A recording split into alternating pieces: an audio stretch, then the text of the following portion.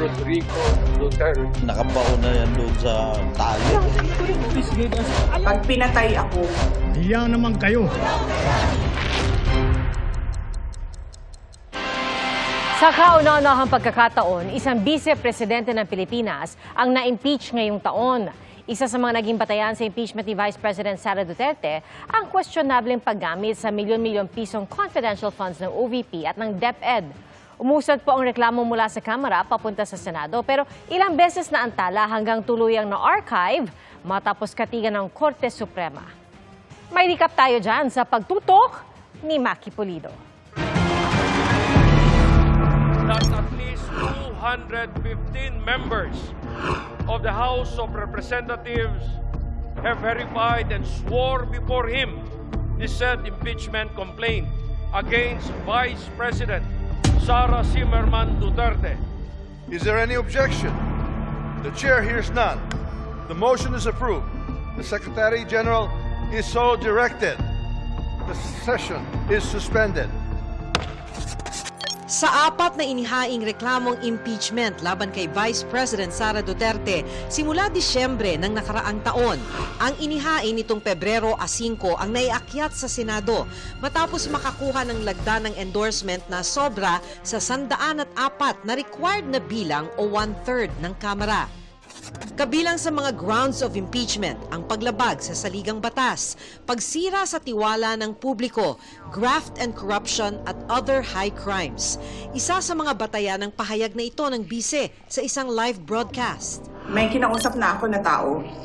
Sinabi ko sa kanya, kapag pinatay ako, patayin mo si BBM, si Lisa Araneta, at si Martin Romales. No joke. No joke.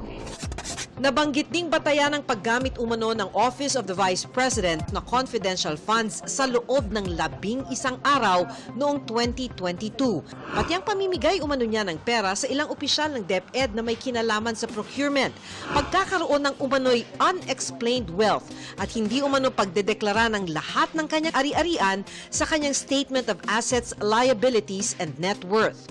Pero ang paglilitis sa kauna-unahang vice-presidenteng na-impeach sa kasaysayan ng bansa na diskaril dahil sa petisyong ipatigil ang impeachment process. There were 3 priorly filed impeachment complaints and which were not acted upon. The Speaker should have referred it to the Committee on Justice within 3 days. Yan ang hinihintay ng Senado kaya di agad-agad ikinasa ang paglilitis. Bagaman nagtipon pa bilang impeachment court noong June 10. Hindi na yan natuloy dahil pagdating ng Hulyo, kinatigan ng Korte Suprema ang petisyon at idineklarang nalabag ng Articles of Impeachment laban kay Duterte ang probisyon ng konstitusyon na nagsasabing isang reklamong impeachment lang ang pwedeng ihain sa loob ng 1 taon.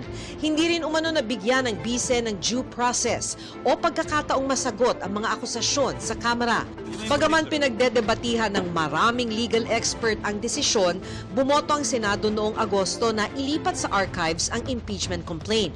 Ilang kampo ang nagpaplanong buhayin ang reklamo na maaari naman ayon sa Korte kung palilipasin ang 1-year ban at susundin ang prosesong inilatag sa bagong desisyon. Para sa GMA Integrated News, Maki Pulido, nakatutok 24 oras.